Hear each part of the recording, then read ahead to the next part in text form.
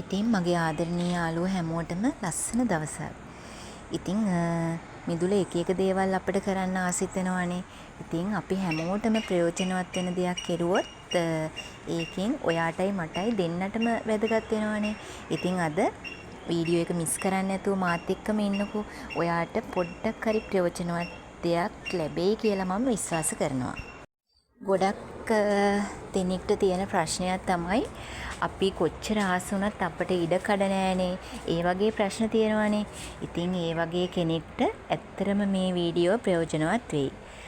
ඔයාලා දන්නවනේ ඇත්තරම මට සාමාන්‍යයෙන් එළවලු පළතුරු වගා කරගන්න කොරටුවක් තියෙනවානේ. ඉතින් මම ඒ කොරටුවේ අද මොනවත්ම වගා කරන්නේ නැතුව ඔයාලත් එක්ක එකතු වෙලා පුංචි ඉඩ කඩක අපි කොහොමද එළවලු පලා වර්ග කොහොමද අපි අපේ ප්‍රයෝජනයට වගා කරගන්නේ කියලා චුට්ටක් අපි මේකෙන් බලමු. හැබැයි මට ඊට ඉස්සරලා වීඩියෝ එක දික් වුණේ නැත්නම් ඒකත් කරනවා. නමුත් අපි එළවලු පැත්තට යන තැන මං ආසයි ආච්චි එකක් දාලා ලස්සන තම්බෝචියා වැලක් යවන්න. එතකොට ඉතින් මේ මලුයි එළවලුයි දෙකම තිබ්බහම තමයි ලස්සන වෙන්නේ. අපි බලමුද ආච්චි එක අපිම කොහොමද හදාගන්නේ කියලා. ඉතින් මට මේ පැත්තේ තියෙන මල් සේරම ගලවලා අයින් කරන්න වෙනවා.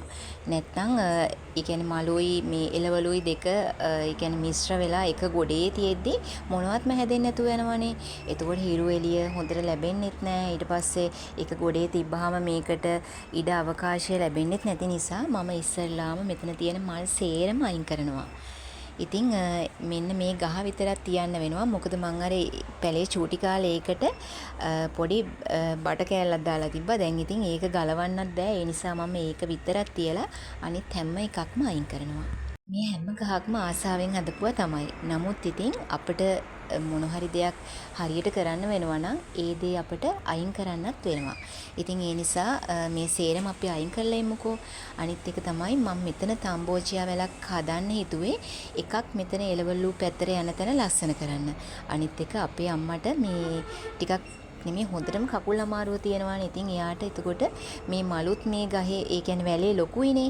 එතකොට එයාට මේකෙන් අපි නැති වෙලාවක හරි කඩා ගන්න පුළුවන්. එතකොට අර ටිකක් දුරට ගිහිල්ලා කඩන්න ඕනේ නැහැ. මිදුලෙන් ඒ කියන්නේ බැස්ස ගමම්ම කඩා ගන්නත් ලේසි වෙන නිසා තමයි මම මෙතන තම්බෝචියා වැලක් හදාගන්න හිතුවේ. ඒකෙන් ලොකු අලංකාරයක් වගේම ප්‍රයෝජනවත් වැඩකුත් වෙනවා. ඉතින් ඉස්සල්ලාම අපි මේකේ පස් ටික බුරුල් කරලා පස හදාගෙන ඉමු.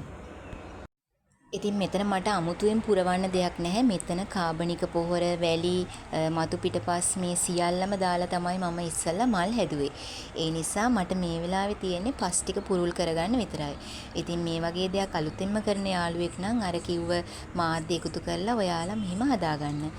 ඉතින් ඇත්තටම මම හිතුවා මෙතන සම්පූර්ණයෙන්ම එක එක පලා වර්ග ඊට පස්සේ පණ්ඩක්කා මෑ බෝංචි මේ හැම දෙයක්ම හදාගන්න. මගේ කොරටුව තියෙන්නේ අල්ලපු ඉඩමනේ. ඉතින් මට ඒකට යනවටත් වැඩිය ඔයාලටත් ප්‍රයෝජනයකුත් වෙනවා වගේම මටත් උදේම නැගිටපු ගමන් මලුත් එක්කම එළවලු වගේ දෙයක් දැක්කාම අපිට ඇත්තටම මනසට ලොකු නිකම් ප්‍රබෝධයක් තමයි ලැබෙන්නේ. ආස්වාදයක්. ඉතින් අපි ඒ ආස්වාදය නොමිලේම කොහොමද අපිට ලබා ගන්න කියලා චුට්ටක් බලමු. අපිට තියෙන චුට්ටක් මහන්සි වෙන්න විතරයි. ඇත්තටම ඒකෙන් ආස්වාදයක් විතරක් නෙමෙයි ආර්ථිකයට එතකොට ගොඩාක් ඒ කියන්නේ අපිට හැම පැත්තෙම ලොකු වාසියක් තමයි වෙන්නේ. වසවිස නැති ආහාර රටාවකට අපි යොමු වෙනවා කියන්නේ ගොඩක්ම අපිට අපි කරගන්න ලොකු ප්‍රතිලාභයක්. ඉතින් අපි බලමු කොහොමද මේක කරගන්නේ කියලා. ඉතින් ඉස්සෙල්ලාම මට මෙතන මගේ මේ පැත්තේ තියෙන ඇන්තූරියන් ඒ සේරමත් අයින් කරන්න වෙනවා. මං හිතුවා මේ දෙපැත්තෙම ඉඩකඩ ප්‍රයෝජනයට ගත්තොත් හොඳයි කියලා. මගේ අර ඈත පේන පැත්ත තියෙන්නේ මේ පැත්ත. ඉතින් මේ පැත්තේ තමයි දැන් මල් තියෙන්නේ. මේ පැත්ත සම්පූර්ණයෙන්ම මල් ගලවලා මම එළවලු දාන්න තමයි යන්නේ. ඉතින් මේ පැත්තට ඇතුල් වෙද්දිම මේ පැත්තේ ගේට්ටුව ඇරලා ඊට පස්සේ මට ඕන කරා මේ පැත්ත ලස්සනට පේන්නයි අපේ අම්මට මල් කඩා ගන්නයි දෙකටම ප්‍රයෝජනවත් වෙන විදියට ලස්සන තම්බෝචියා දම් පාටයි සුදු පාටයි මල් වැල් දෙකක් දෙපැත්තටම යවන්න. එතකොට ඉතින් මල් පිපුණාම හරිම ලස්සනයිනේ.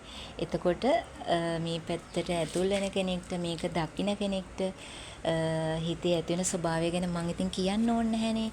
ඉතින් අපි බලමු අපිම කොහොමද, ඒ කියන්නේ අපිට මේ වගේ දෙයක් කරන්න ගොඩක් වෙලාවට කාගෙන් හරි උදව්වක් ගන්න ඕන වෙනවනේ.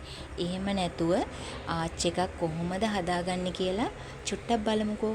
මහා ලොකු දෙයක් ඕන වෙන්නේ නැහැ. ඒ කියන්නේ ස්ලෝන් බටයක් හරි නැත්නම් ඔය වයරින් කරන්න එහෙම ගන්න බට තියෙන්නේ. අන්නේ බටයක් හරි අරගෙන ඒක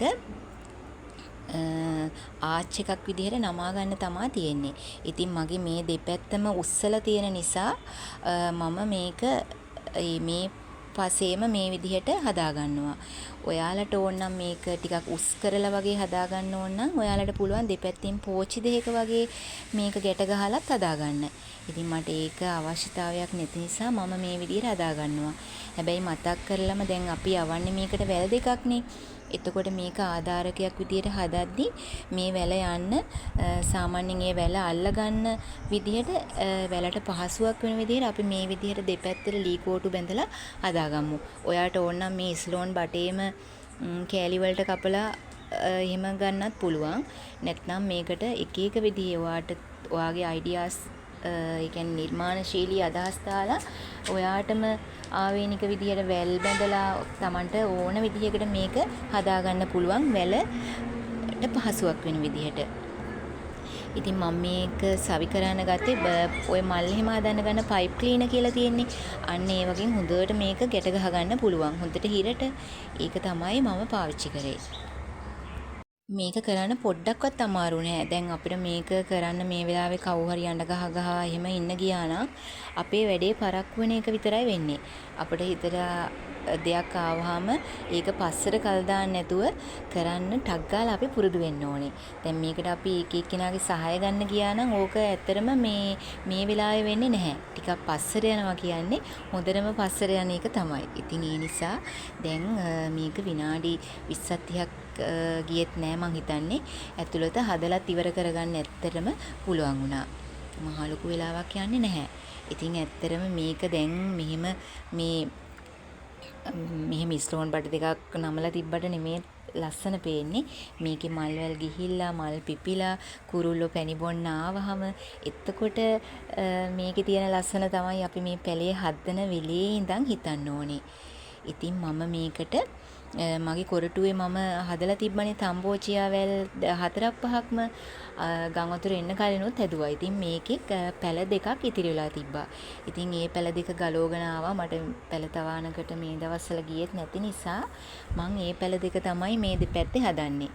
කොරටුව පැත්තේ පස්සේ උනත් හදාගන්න පුළුවන්නේ. ඇත්තටම වීඩියෝ එක දැන් සාමාන්‍යයෙන් විනාඩි 9ක් විතර දික් වෙලා තියෙනවා. ඒ නිසා මේ අද ඔයාලා ආච් එක හදාගන්න විදිහ බලාගත්තානේ. එතකොට ඔයාලට පුළුවන් මේ ආච් එකට තම්බෝචියා, එතකොට බෝගන්විලා, කටරොළු, ඊට පස්සේ ඔය ගිනි කූරු මල් ගා ලස්සන වැල් වර්ග තියෙනවානේ. අන්නේ ඕනම වැලක් යවලා ලස්සන බලන්න. මේකේ ලස්සන බලන්න පුළුවන් වෙන්නේ ඉතින් මල් පිපුණාමනේ. ඒ නිසා ඉතින් අපි ඊළඟ කොටසට දාගමු එළවලු හදන වැඩේ. ඒක නම් මිස් කරන්න නැතුවම බලන්න. මම මේකට දාගත්තොත් ඔයාලට ඇත්තටම වීඩියෝ එක නිකන් ඒකාකාරී වෙයි. ඒ කියන්නේ ගොඩාක් වෙලා බලන්න ගියාමත් එපා වෙනවනේ. එහෙන් අපිට තියෙන වටිනා කාලය එක වීඩියෝ එක විනාඩි ගාණක් ගියාම අපරාධනේ. ඒ නිසා මම ඉතින් මේ ආච් එක හදන වැඩේ මේකෙන් කරලා දැන් මං අර මගේ එළවලු මේකේ පාත්ති විදියට හදාගත්තා දැක්කනේ. එතකොට කොටස් වල මම එක එක එළවලු වර්ග තමයි දාන්න ඉන්නේ. එතකොට මේවට ලී වලින් අර බොක්ස් වගේ හදලා හරි නැත්නම් ලී එකකින් එකකට ඒ කියන්නේ මේ බෙදිලා යන විදිහට එහෙම කරන්න හිතාගෙන ඉන්නවා. ලස්සනට පුංචි ඉඩ කඩක කොහොමද අපිටම ඕන කරන එළවලු ටික වසවිස නැතුව හදාගන්නේ කියලා ඊළඟ කොටසින් අපි කතා කරමු. අනිවාර්යෙන් වීඩියෝ එක මිස් කරන්නේ නැතුව ඒක අනිවාර්යෙන්ම බලන්න. ඉතින් මම ළඟදී මේ වීඩියෝ එක අරගෙන එනකන් මාව බලපු මගේ යාළුවා හැමෝටම ලස්සන දවසක්. බුදු සරණයි. ඉතින් කවදාවත්ම ඉඩකඩ නෑ කියලා ඔයාට දුක් වෙන්න වෙන්නේ නැති වෙයි. අපි කොහොමද බලමු මේක එකින් එක එළවලු හදලා මේ තියෙන චූටි ඉඩකඩ. ඉතින් ඔයාටත් ඒක ලොකු ප්‍රයෝජනයක් වෙයි. ගිහින් එන්නම්.